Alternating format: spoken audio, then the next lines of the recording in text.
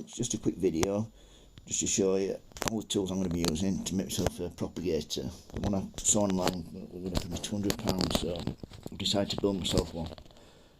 I got myself some wood out of a skip, and I got myself a heat mat there for a vivarium, and the box you can see is from one of the hardware stores. £7 it cost me, and on the right there is some plastic to cover the top in. So let's get cracking.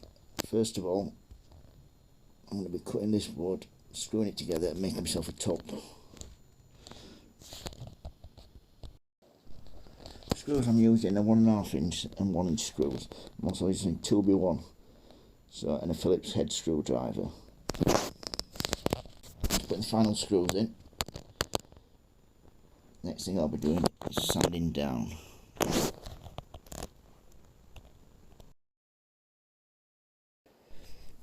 Yeah, as you can see, it's all put together nicely now. Let's be giving it a quick sand with the belt sander, as you can see. Once that's done, I'll be getting the polythene that you can see there on the right hand side, cutting it to shape and giving it a good tack on. I've got some tacks that I got off eBay, and I think it's what upholsterers use. So I'll be pulling it tight and getting it right over there. As you can see, I've cut it to size. All I'm doing now is stapling and tacking it together, pulling it tight, a little bit like a drum. You want it nice and tight. And keeps all the frame steady then as well.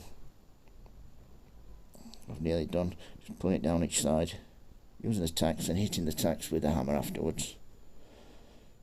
I've nearly done that. Once it's done, all I need to do then is cut a hole in the door and put it in the greenhouse. And it should be great for some cuttings later on this year. This has cost me probably £20–25 at the most. Yeah, there's no way I could afford one from eBay online.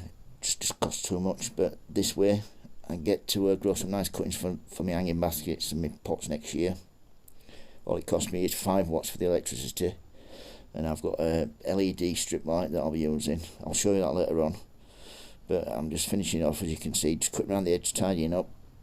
Once that's done, I'll be cutting the door in, and then it's all basically just ready for the cuttings. What we're doing is just sticking some tacks in here, pulling it all tight, and then cutting a hole in the front. As you can see, the vivarium heat mat's already in there. I've cut the door in the front there. It's all ready to go, so all I need to do now is put it in the shed, get some plants in there. Right, and if by magic, the next part you'll see the plants and you'll see it in the greenhouse. So just going to pass you over to that. Be 2 seconds. Hope you enjoy.